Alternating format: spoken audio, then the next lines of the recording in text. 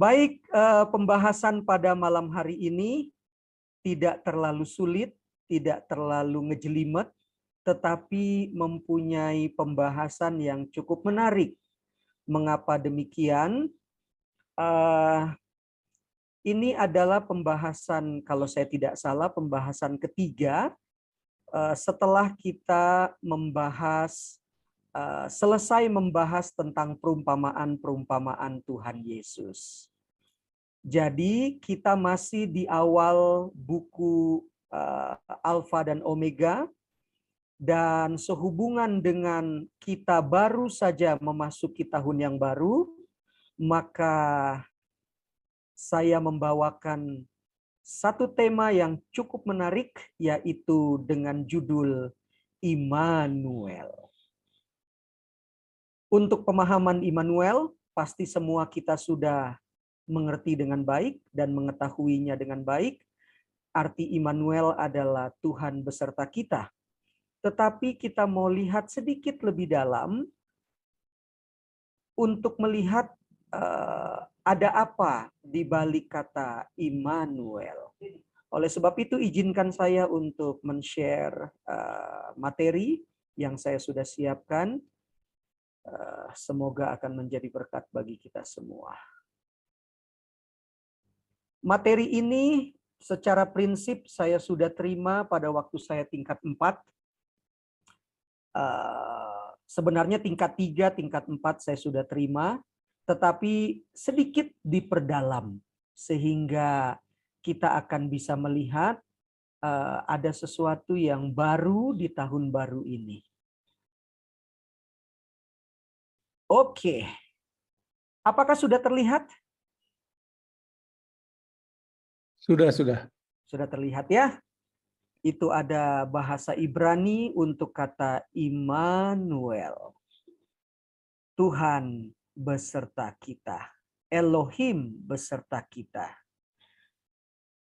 Baik, sehubungan dengan kata Immanuel, maka pemikiran kita setidaknya akan langsung menuju kepada satu ayat yang berada di Matius 1 ayat 23. Sesungguhnya anak darah itu akan mengandung dan melahirkan seorang anak laki-laki, dan mereka akan menamakan dia Immanuel.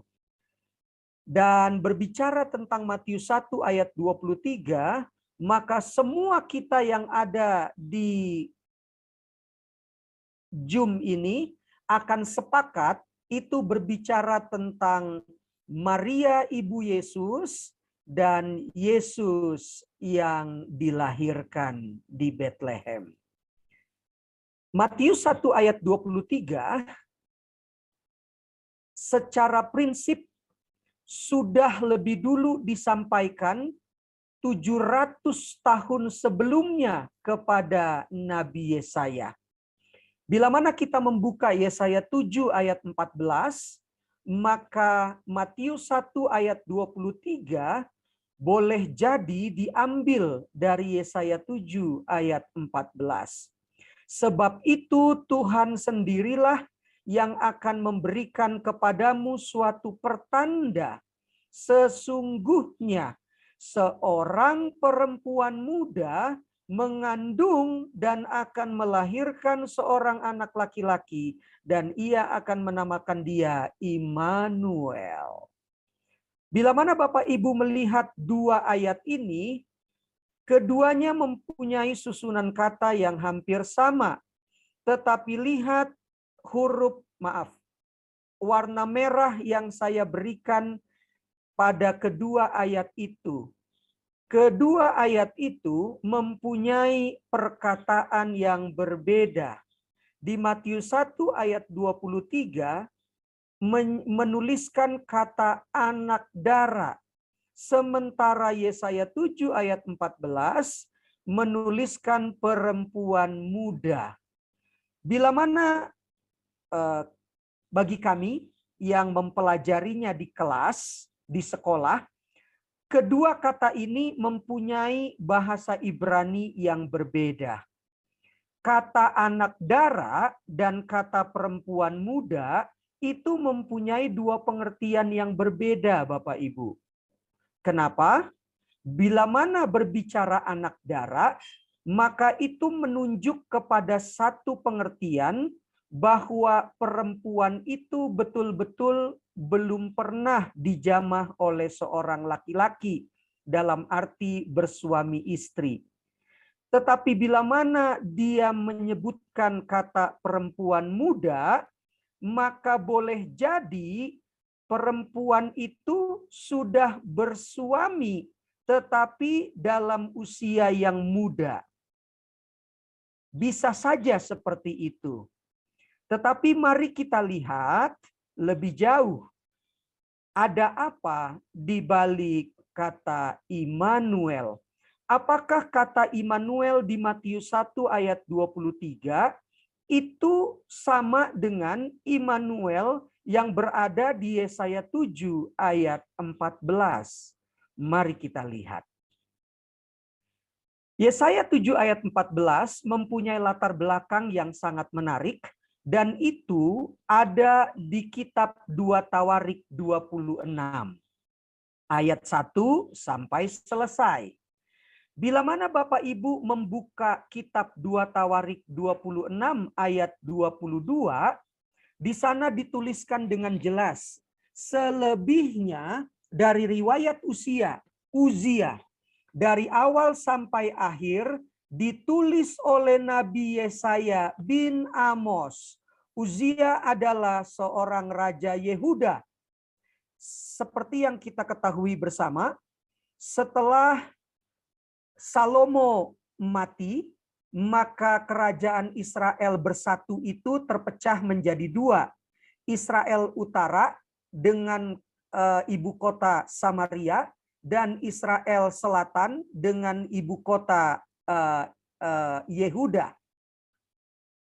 Maaf, maksud saya Israel sebelah selatan namanya adalah Yehuda dengan ibu kota Yerusalem.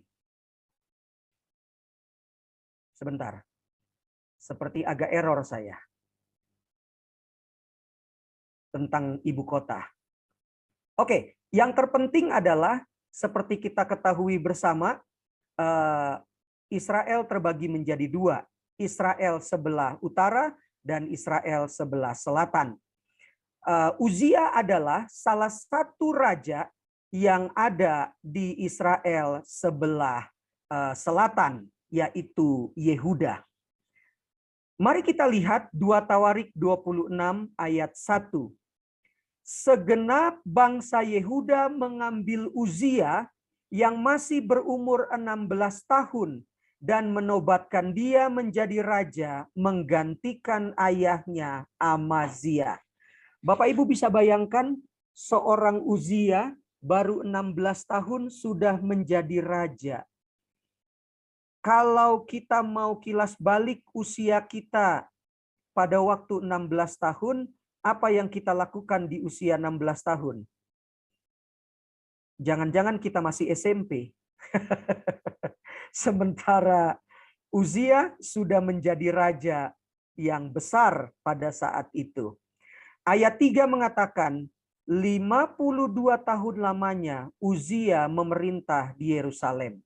Ini dia. Error saya sudah terjawab. Kerajaan Israel di sebelah selatan, nama kerajaannya adalah Yehuda, ibu kotanya adalah Yerusalem. Sudah enggak error lagi Bapak Ibu. Sekarang kita mau lihat bagaimana sifat Raja Uzia. 2 Tawarik 26 ayat 4 mengatakan, ini tulisan yang dibuat oleh Yesaya tentang Uzia. Uzia melakukan apa yang benar di mata Tuhan, tepat seperti yang dilakukan Amazia ayahnya. Ayat 5, Uzia selalu mencari Tuhan, dan dia selalu menjadi orang yang takut akan Allah.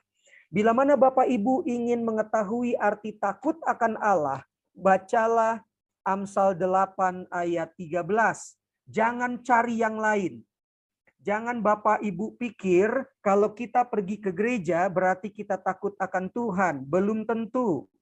Sudah membayar perpuluhan berarti takut akan Tuhan. Belum tentu. Raja yang bijaksana menyebutkan pemahaman arti takut akan Tuhan berada di Amsal 8 ayat 13. Di luar itu belum tentu takut akan Tuhan.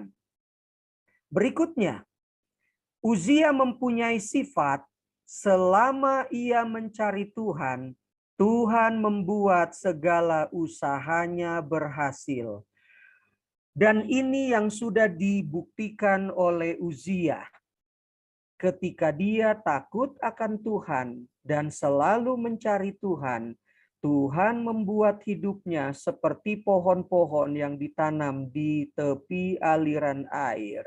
Segala usahanya berhasil. Ini menjadi pelajaran untuk kita di awal tahun ini. Mari kita melakukan yang benar. Jangan berikan kesempatan kepada diri ini untuk memikirkan dan melakukan yang salah. Tuhan akan membuat usaha kita berhasil.